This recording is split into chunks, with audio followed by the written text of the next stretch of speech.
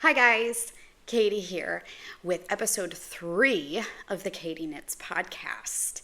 And today I am super excited because we are getting to celebrate the release of the Never Ending Story Shawl. So let's get to it. Today for me is Tuesday, March 18th. We're going to pretend that this is like tomorrow when this is already out. And on our agenda today, we have the Never Ending Story Shawl release. I have a secret ingredient mystery knit along announcement. I have a tiny bit of dip news. Then I have a Katie pro tip for you and an announcement of a new video series that's coming out. Get into some life updates and some TV rants because I gotta do that. And we will wrap this up and I will send you off on hopefully a beautiful day because it is very sunny here. Hopefully I get to go outside and enjoy it. So without further ado, it is new release time. So today is the day that the Never Ending Story Shawl is finally out and in the wild for all of you to enjoy. She is out on Etsy and Ravelry and is 40% off, no code needed, until midnight Eastern Standard Time on Sunday, March 23rd. That's this coming Sunday. So be sure to go grab her on sale. This is just an amazing, versatile pattern. I am going to go over a brief overview of the pattern and then I will get into the details of each sample that I knit, and I knit 3, of course, yes. I've told you several times I made this one was my first one, and then I had a half event from Sunshine here and I just was like, oh my god, that would be perfect. And then I wanted to do something in some super high contrasting solid colors. And John kept telling me, you don't need 3 samples, Katie. You have testers, but I needed them for myself, I guess. And I'm really, really, really, really happy that I have them all. This pattern, brief overview, it can be worked in any yarn weight, any fiber content, any needle size. Just match the needle size to your chosen yarn or yarns. Hold yarns together. Any amount of yarns. It can be worked to any size you want. It all works. The pattern repeat is very, very easy to memorize.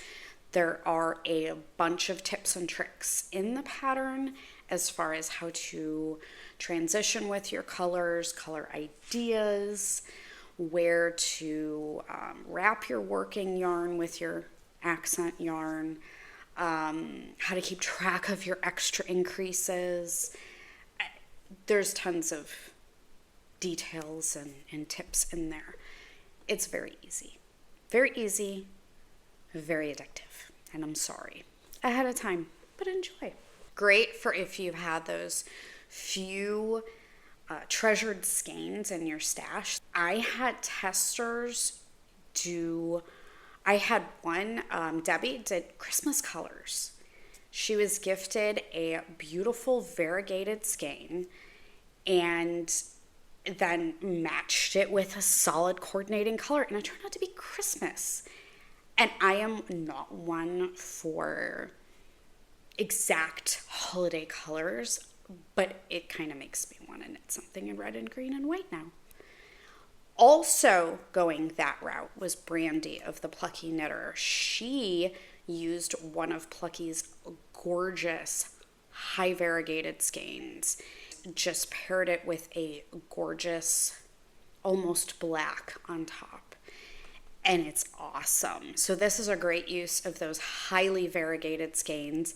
If it wound up to pool underneath, would be so cool with the mosaic on top. That would be really neat. I also had another tester, Jocelyn. She grabbed all these worsted minis and she's like, I'm just going to use these. And she worked until she was happy with the size. She didn't run out of yarn, but she was happy with the size. So she's like, okay, I'm going to bind off now. Great. I had another tester, Yvonne. She had a few treasured skeins of Noro in her stash. Had no idea what to do with. Found a beautiful cream to pair on top. She didn't go dark on top. She went cream. You can see the color changing beautifully. You can see all of their projects on Ravelry. If you go under the Never Ending Story Shawl pattern page, go under projects and you can see all of their details. This was my first sample. Picked up these 2 skeins of Junction Fiber Making Tracks Light in the Vermont Vice colorway. Miss Babs was offering them, and of course, if they offer something, I have to buy it because I'm addicted. It was sport weight, so I picked up 2 contrasting skeins of their Laurel Falls in Dark Pegasus. That's the stark color, and then Vermont Vice is the color changing. And I couldn't wait to get to the next color change and the color change after that. This one, I used all but 1.5 feet of the Making Tracks Light. So I literally used every bit that I could of it. I had 5 grams left of my Miss Babs Laurel Falls. I used 2 full skeins of that. So you are going to use slightly more of your main color than you will your accent colors. If you're one of those people that wants to use up everything possible, you'll want to have a little bit more of your main than your accent. And if you ever want any of the details on any of my projects, they are all listed on their individual project pages on Ravelry. Again, I used 2 full skeins for this of Making Tracks Light, and I used all but 5 grams of 2 full skeins of Miss Babs Laurel Falls in Dark Pegasus. So you can see I started, this was my cast on, and then just quickly changed from this blue into purple into pink and peach, and just kept going. And it's awesome. This only got a very light block. I did not aggressively block this. This is my first sample. This is what got me completely addicted to this pattern. It's excellent for color changing skeins that you have hidden away. And Miss Babs has a bunch of Junction Fiber up. They have coordinate. If you want to use the Making Tracks Light, use their Laurel Falls as your main color, and they have a bazillion options. So for this one, those are the details on that. Now, going into my second sample. A lot of people are like, how do you store your shawls? I prefer to roll them up. I really don't like to hard fold them, because I think then you get creases and lines. And so this is my second sample that I made in a gorgeous half vent, which is a half of an advent, from Sunshine Yarns in their Wicked colorway. The main color is Cloak. That is the coordinating color to their Wicked half vent, which is in their shop for this shawl's release. So be sure to go grab some, and then grab extra if you're like me and you need to have copious amounts of your favorite colors on hand. So this guy was interesting because although I recommend high contrast is best, my first couple colors of this one were very, very, very similar. So it was definitely a project that I could only work on during the day at first. So it took a little while to really start seeing the pattern. But all these greens just blend in and then transition into this beautiful pink. I used about 10 to 17 grams on average of each color, with the least amount being used in the last pink. The reason why I did that is because when I wear it, I wanted to be able to see as much of the gradient as possible. If I were to use, my 17 gram average on that last pink, you'd have a chunk of pink and then just a little bit of something else. So I wanted to be able to really see as much of the gradient as possible. So you get the whole gamut when wearing it. If you are doing an advent or a gradient, that is something I definitely do recommend. Your last color you should use the least of it. Sunshine will have these in their shop. So I've been talking to Danny and she's super excited about it and is going to make sure she's got it all stocked up in there. These are super easy to style. This one's a lot bigger, which is totally fine. This one I gave a light block to. So, like I was telling you, I used the least of the last color because I wanted to see. This way you can see pink all the way up into green when you're wearing it. So, and as you can see, I just literally threw it on in front of you and it's good to go. This was knit in their luxury sock because when they initially put the Wicked kits up, I kept getting cart jacked on the classic sock. So I'm like, well, I need something. So all they had was luxury sock. The base doesn't matter. But this one's knit in luxury, so it's really, really soft, and which makes it extra special because it's so big. Now, on to my third simple. I wanted something I didn't have to block. I wanted one that was a much denser of a fabric that I didn't, not that you really have to, this is not a fussy pattern. You can literally throw it on and go. But I wanted one that was stiffer, warmer for winter. So that's where I went with this. I used Miss Babs a Yummy 2-ply, and I held it double throughout. The main color, my contrasting color on top, is Cordovan, and the gradient below, which goes from this beautiful medium gray to this icy white, is their 6 toe skein gradient in Beachcomber. This was not blocked. My last color is the one I use the least of. So when I wear it, you can see a decent gradient. You don't just see, oh, it's just white. And then there's another funky color down here. Well, what does that do? You actually see the gradient throughout. So I made this one. I wanted something chunkier. I wanted something denser. I did not want a loose knit at all.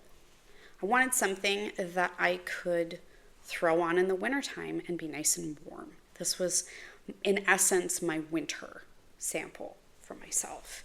So this guy is my smallest sample, and I used all but 2 grams of the main color, and I used 10 to 25 grams of each toe skein in the gradient. If you want any details, measurements, how much yarn did you use, needle size that I used on my exact samples, any of that jazz, you can go check out my individual project pages on Ravelry. So that brings me to, don't forget to check out, I have a brand new series. It is called Stash Grab. I am literally going to pull skeins and color options out of my stash and show you, hey, this would be great in these. This is where these colors are going to go. That way, you have a million options, and maybe something will spark your fancy. So be sure to go check that out. Now, I have a secret ingredient, mystery knit along announcement. Now, nobody asked me to do this. There's no pushback from anywhere. I just wanted to give you guys a little bit more time. So I am extending the deadline to have your secret ingredients done by a week. So the new deadline is you need to have your photos posted to your project page, the finished object thread on the Katie DeGroff Knits Ravelry group. PM me on Instagram or email them to me. I know there's a lot of people that participate and are not on Ravelry. I don't care how you get them to me. They don't need to be blocked. The ends don't need to be woven in, just off the needles. The new deadline is Saturday, which is not this coming Saturday like it originally was. It's next Saturday, March 29th, by midnight Eastern Standard Time. Winners will be drawn on Sunday, March 30th. If you can't wait and you want to be spoiled of the finished pattern, go check out the Katie DeGroff Knits Ravelry group. There's a finished object thread.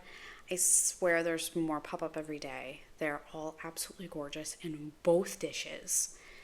I'm so happy that everyone has had fun doing this. And next week's episode, I will feature all 3 of my samples. I am still in the same exact place I was last week on my 3rd sample. So I haven't touched it, but I will get that done this weekend and blocked. And special announcement next week, I will be revealing next year's Mystery Knit Along theme. So you don't want to miss that because it's really fun. Now, it's dip time. I really only worked on one. I finished my Neverending Stories Friday night. I was paranoid about the weather all weekend. I had to get pictures done, and the weather was looking just garbage. So I was up until almost midnight on Friday finishing them. And then the weather was crap on Saturday too, and so I had to wait until Sunday, but the sun came out for an hour on Sunday. So it was beautiful, so I was able to get pictures of that. Anyway, Saturday night, I needed something mindless, so I grabbed my Plucky Knitter dip. And this is knit in the Secret Ingredient Kit 3, which I showed you last week. I bought another one of because I just needed it. This is the one that made me hungry. Yeah, I get hungry looking at these colors, especially this one with the dog hair on it. Look at that. Great. It's just makes me hungry. Anyway, I did get through the first section. Yes, I need to put it on a bigger needle. Don't judge me. But then now we're going to go into some fun patterns, which I've been going back and forth on what I'm going to exactly do. I was playing a little bit this morning. And of course I have, this is the gnome themed shawl apparently. I have my little gnome from Kelsey, Littlest Charm Company. Then, like, this was not planned. But, where's the other guy? I have my little gnome needle toppers. These are from Lauren of Granite State Fibers. And so not only does she have beautiful yarn in her shop, but she has really cool notions. So I got these from her. So this is like my gnome shawl. Gnomies everywhere. Maybe I should name it something with gnome. Something gnome related. I don't know. Figure it out. But that's my only dip that I worked on. Was able to get through the first section, so that makes me happy. That one is going to come out May 2nd, so I'm sort of working through that one right now to get him done and then off to testers. So now it is Katie Pro Tip time. I have a tip that maybe isn't necessarily a tip, but a little word of wisdom. Don't ever feel less of a knitter or incapable because you don't know something. Terms come up all the time that I don't know what they are, and I have to look them up. And I did know what it was, I just didn't know it was called that. Or sometimes we won't use a concept for a while, and we have to go back and look it up. That's not my tip. Don't ever be afraid to go back to the basics. This is a concept that I teach my kids and I stress upon them in school. I don't care. It's like even Elizabeth, she's in 9th grade. We go back to basic, let's say math or sentence structure. Don't ever be afraid as a knitter to go back to the basics. You are never too educated to learn something new. We all forget things. Life happens. And sometimes we just need a refresher. Just haven't done it in a while. So that leaves me to a new video series that I'm developing. This was based on a suggestion, and yes, please, if you have a suggestion for a topic on a podcast or a video, let me know. This was given to us by Rachel, and I went to high school with her. So, hi, Rachel. So that's how I know her. But she is an avid crocheter turned knitter and wants to knit my Sandy Cove sweater. But it's intimidating. Sweater and garment knitting is intimidating. It's not easy. But I'm going to develop a series that literally walks you through every step of the way to knitting a sweater or a garment. Everything straight from picking the pattern to what the heck do all these measurements mean? How do I measure myself? How do I match a yarn to this pattern now? How do I even dream of getting started? I'm literally going to break everything down. Yes, I will be covering the knitting swear word of a gauge swatch and why those are important. I am a horrible, rotten person, and I never knit gauge swatches for sweaters. Even ones I design, I knit them after because I have to. It is going to be a series of short videos. I am not going to ramble here for an hour and have you, have to skip through the video to the point that you want. I'm going to break them down topic by topic. So if you want to hear what I think about how to match a yarn with a certain pattern, or what's the correct way to measure myself, or what the heck are all these measurements, you can just go grab it. So that's coming. I don't have any happy mail to share this week. Target basket is empty. Sorry, guys. You can see my pretty mug, though. This is from Cedarwood Ceramics. I will link them down below. John got me this for Christmas. So I can show you that. You haven't seen that before. It's life update time, people. I've been putting this off for a long time, and I finally started my seeds. I can germinate a seed conventionally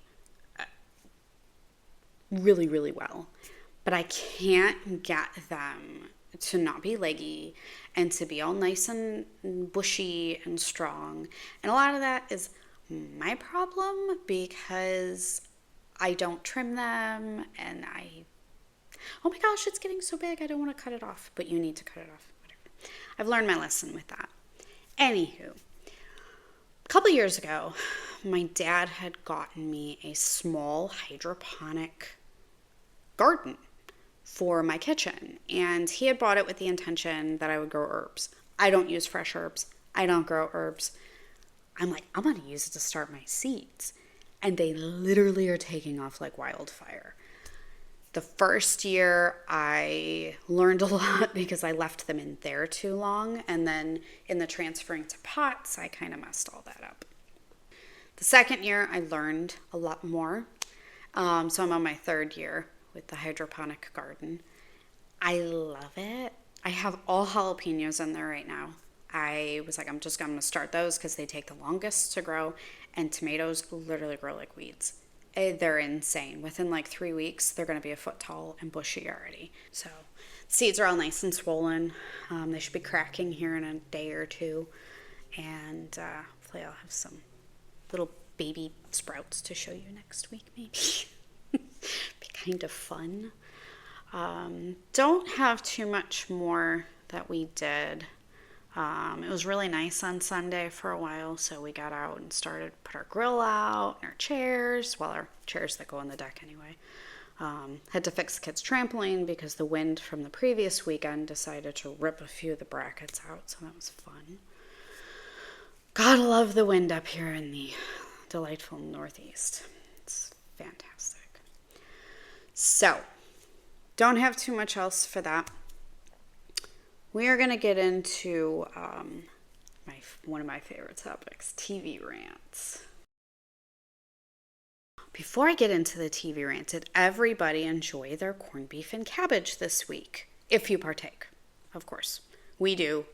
We eat copious amounts of it, and It takes a pretty big, this year I got 2 like small to medium roasts because my family eats so much of it. We can put away some corned beef. So yeah, hope everybody enjoyed their corned beef if you eat that. Okay, TV time. So Severance. We finally went back to work, so to speak. We got our first glimpse of Mrs. Cobell, Selvig, whatever flavor you want her to be at that time, teaming up with Mark and his sister Devin to go against Lumen. This is kind of crazy. So we leave it off with Mark is now in the severed birthing cabin, and he is Innie Mark, and it's crazy, and I'm so excited for this week and sad because it's the season finale, and that means it's going to be over, and what are we going to do without our weekly Friday crazy Severance episodes? But probably have to rewatch it again. We rewatch things a lot, creatures of habit here. But I'm really predicting a huge season finale this week. And no, I have not looked at any trailers or any upcoming things. I don't like doing that. I don't even watch the previews that are in the episodes. We turn them off because I've been spoiled so much over the years.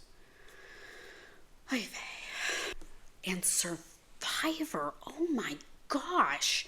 So I think and you can correct me if you think I'm wrong, but I think Vola is the new Yanu of last year. What the heck? They've already had 3 people go home. Like, what are you doing? We're going to have to merge already.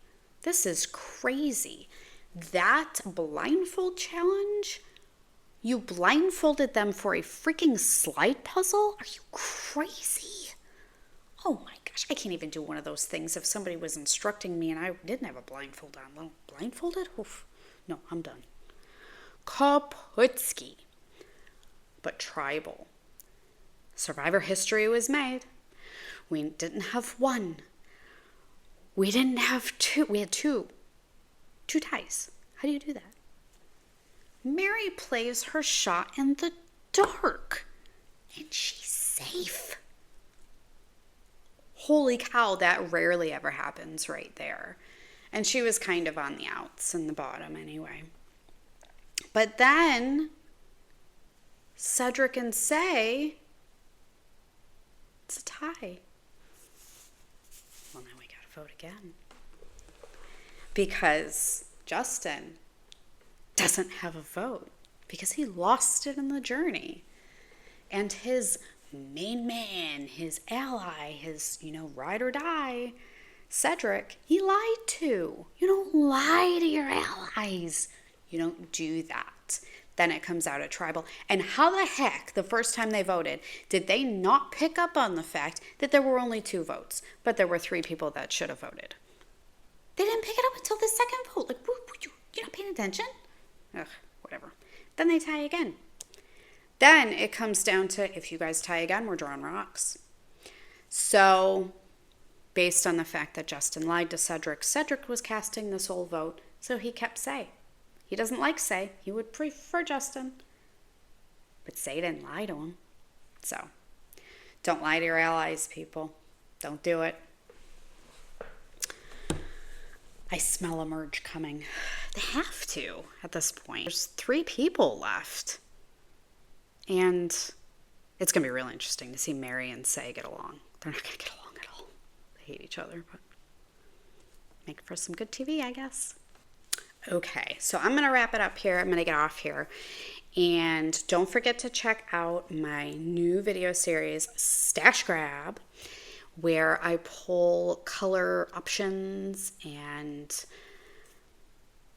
ideas for you out of my stash for a specific pattern. This week is the Never Ending Story Shawl. Don't forget, go pick up your copy of the Never Ending Story Shawl. It is out on Ravelry and Etsy, 40% off until Sunday at midnight. And it can be worked up in any weight, any yarn, any needle, any amount, any size. It's all good. So I hope the weather is good for you. And you guys have a great week and a great weekend. And next week I will be sharing my finished secret ingredient mystery knit alongs with you. So happy knitting, everybody.